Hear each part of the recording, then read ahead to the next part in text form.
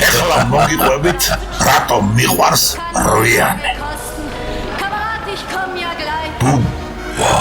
ჩემი საყვარელი ადამიანი, ჩემი საყვარელი ხელოვანი. იყო ერთი ტიპი.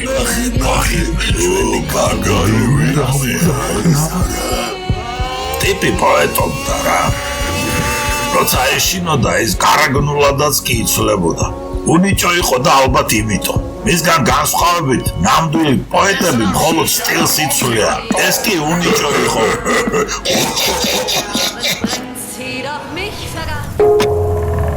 ერთხელ ხილვა ჰქონდა.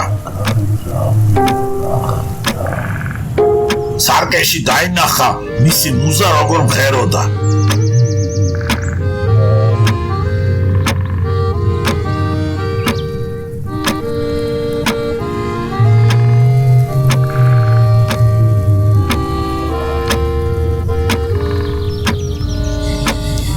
მერე კი თავისი თავი დაინახა და მუზის ანარეკლი თავის სათვალეებში.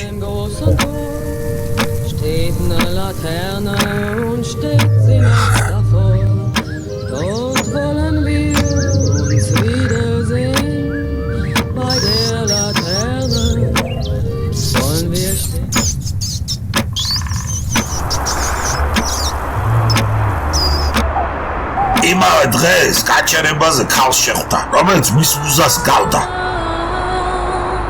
ეს პოეტი ბუტბუტებდა დაუწერელ ლექსებს, ის ქალი კი ღიღინებდა. ჩიტები სკრინდა ორი ავტორი უსწავლდა. გააშვილესაი. ჩემო საყვარელო და უნიჭიერესო, უთხრა იმ ქალმა. დაიმახსოვრე, სულელების ქვეყანაში პოპულარობა ურემიაო. თავარია მის დასაძრავად გეყოს ზალა, თორემ გზას მერე თვითონაც კარგად იპოვისო და აღარ გაჩერდებაო. ჩემო საყვარელო და უნიჭიერესო, ჯერჯერობით ყველასათვის უცნობო პოეტო. ჩიტები ფარი.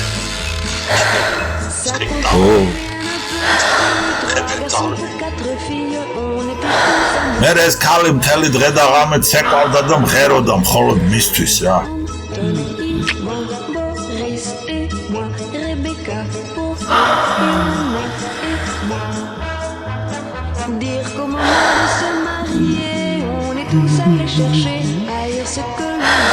როცა გაძღდნენ ერთმანეთის სიახლოვით, სასეირნოდ წავიდნენ. წავიდნენ და ბაღში შევიდნენ. იმ ბაღში ამ მუზას თავისი წარსული შეხვდა რა. და დაიწყდა ეს ჩვენი პოეტი, თითქოს არც არასოდეს ყოლია. მაპატი, თხოვნა პატიმს. გეხვეწი შეცდომები. შეგუნანს. სულელების ქვეყანაა. ნახდათ სულელების ქვეყანა არის ეს.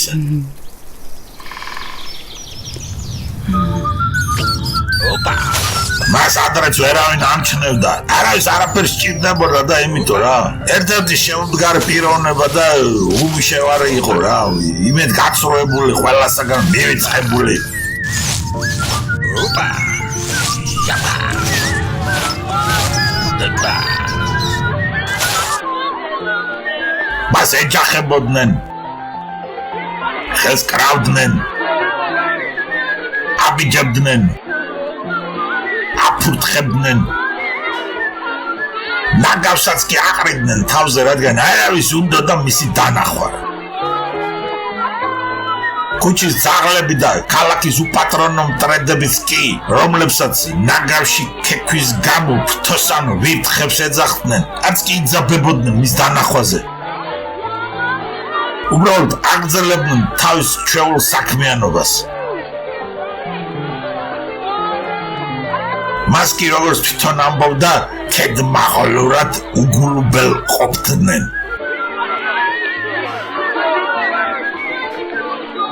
ძალიან ნერვულობდა რა, დეპრესიაშიც კი ჩავარდებოდა ხოლმე და სასოწარკვეთილი თხოვდა ღმერთს დახმარებას.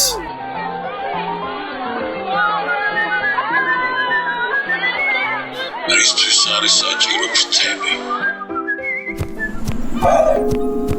ერთხელ მას დაესიზმა, რომ ფრთები ჰქონდა, მირბოდა და ვერ ახერხებდა ფრენას.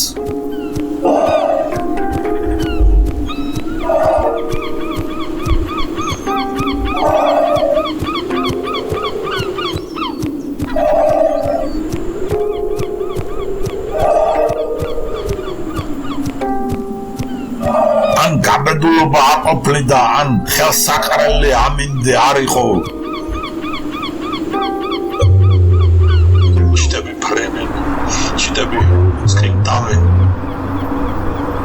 იმ დღეს ავტობუსით წავიდა რა, როგორც ყოველთვის რა. თავის ფიქრებში იყო რა, რაღაცებს ისევ ბუტუბუტებდა. ბავშვმა უთხრა, ძეაჯან, პირიდან სუნი ამოვიდეს რა, იქეთ გაიხილო.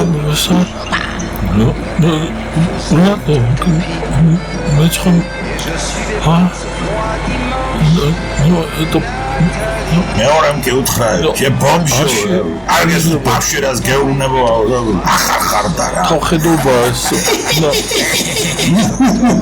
უზდელი არ უნდა იყო უფროსია შენ ეს კიდე აყვირდა.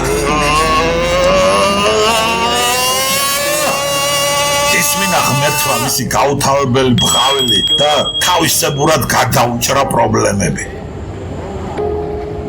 ეს უნიჭო პოეტი გაუჩინარდა.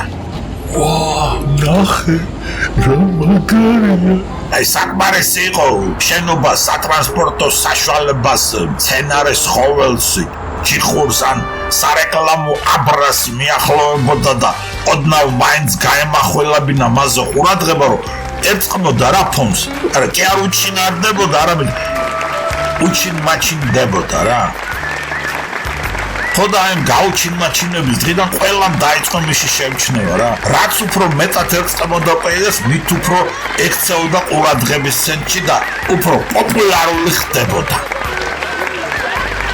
უჩინარობა მისი ლექსებიც კი პოპულარული გახადა სნობის მოყვარენი და თაყვანისმცემელი სულ კუჩში დაჰყვებოდნენ. ყველა ახალ გარდასახვა გაუჩინარებას თაშის ქვე და ბრაობის ბალადაც შეძახილებით ხდებოდნენ. ქალები ან ქალბატონების მხრიდან იყო ცდილობები მასზე სექსუალური ძალადობის, რასაც ხშირ შემთხვევაში სიამოვნებით ნებდებოდა კაცი იყო რა. ყველას უნდოდა უხილავთან კავშირი, მრავლის მეტყველი და ეგზოტიკურობით გამორჩეული კონტაქტი. ცნობილი ფოტოხელოვანი სურათებს უღებდნენ, ფერწერდნენ, მის პორტრეტებს ხატავდნენ. მართალია პოეტი მაგზე არც გავდა თავს და არც ჩანდა, მაგრამ ხალხი ხო ხედავდა რა. ქუჩის ზაღლები ლექსებად ფსამენ, ავტოგრაფებს კალენტოვენ ჩიტები, მხოლოდ პოეტები კითხულობენ ქალაქის ამ პოეზიას. ხოდა ერთხელ კი შეამჩნია შეუძლია აერაკლოს სოფლიო ფერწერების შედევრები.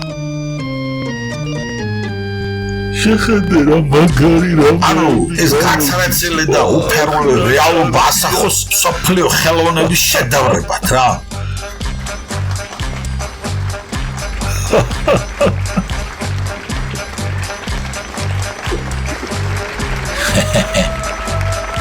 დანგრეულ სახლები მულენ რუჟად ნახე უსახული პეიზაჟები ფიროსმანის ნახატებად ბებერი ქალები ლამაზ მანებად რა მაგარია მოხუცები პორტრეტულ შედევრებად ცხოველებიც კი გენიოსების ფუნჯის საოცარ მონახაზებად იქცეოდნენ. მოკლედ ყველა მოჯადოებული იყო მისი შემოქმედები. ჩემო საყვარელო, ჩემთვის, ჩემო კარგო, უთხრა მაგარმა ქალმა, ჩემთვისო შენ ის ახარ, ჩემთვის შენ საოცრება ხარ. საერთოდ ყველასათვის ის სახე გაქვს, რაზე ჩვენ ქალები ვოცნებობ. ანუ ფაქტიურად შენ სახე არ გაქვს, მაგრამ შენ ჩვენი ანგელოზი ხარ რა, შენზე ლოცულობ, ღმერთი ხარ ჩვენი და რა ნაკვთები გაქვს სულ არ გვაინტერესებს რა. ეს კი უნდა მოეყოლა როგორი იყო რა, როგორი ნაკვთები ქონდა. ესაუბრათ ფერზე, კეხიან ცხვირზე, ყურებზე.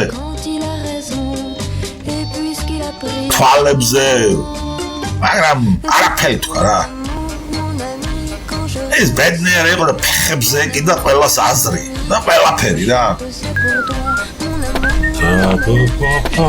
მაგრამ მის გულში რაღაცა სევდა მჭარკლივით დაისადგურა რა. ხოდა ზუსტად ამის შემდეგ შეამჩნია რომ მასში რაღაც ხდება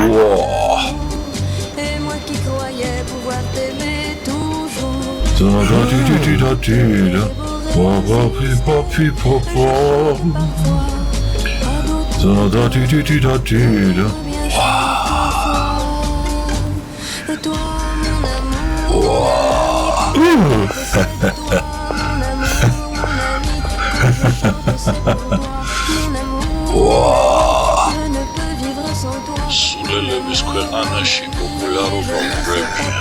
თავარია მის დასაძრავად. ფერწერული ტილოები ნელა იცვლებოდნენ ნერვიულ შტრიხებად და მუქფერებით იფარებოდნენ რა.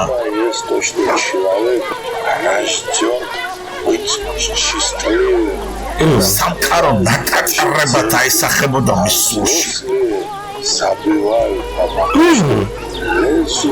იცვლებოდა ფორმა, შინაარსი, სიუჟეტი. ეს მას აშინებდა რა. სიზმრაშიც კი ვერ დაფრინავდა რა, არამედ რაღაცნაირად ვარდებოდა რა, სულ ვარდნები ჰქონდა სიზმარში რა.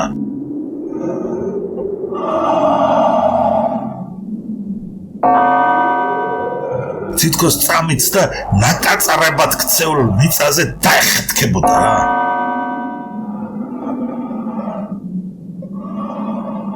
ძალიან შფოთავდა და ჯანზე ვერ იყო რა.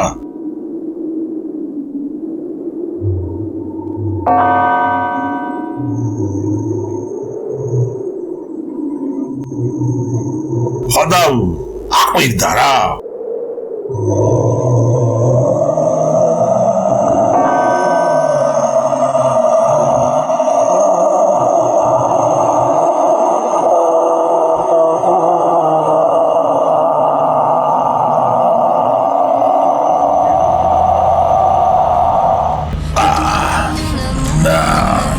აყვირდა და უცებ ყველაფერი გამოსწონდა რა. ეპა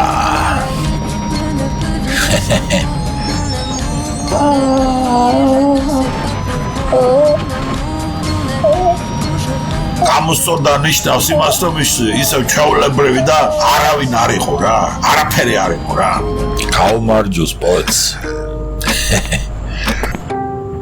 ეპა down, poet.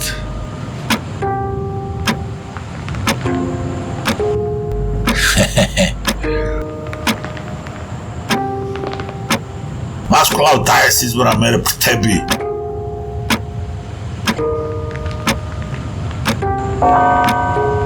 მაგრამ ვაინც ვერ დაფრინავდა. ბედნიერი იყო რა.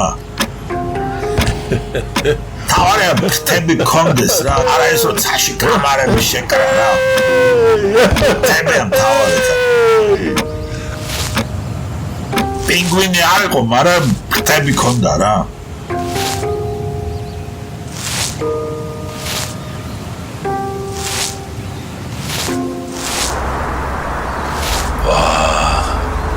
ეს არავის აღარ ახსოვდა, მას აღარავინ აღარ ამჩნევდა, მაგრამ ვიღაცა მაინც კითხულობდა მის ლექსებს ხამისეულ ბაღში. და ის მაინც ბედნიერი იყო რა, რადგან მან აღმოაჩინა რომ ადამიანები წრეზე დადიან რა, პოეტები კიდე რვიანს ხაზავენ.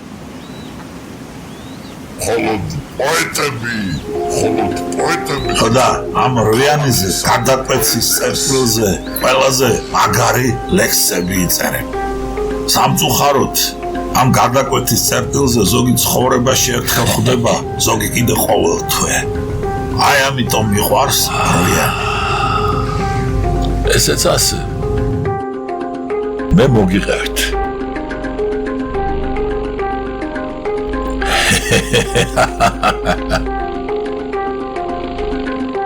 Boom.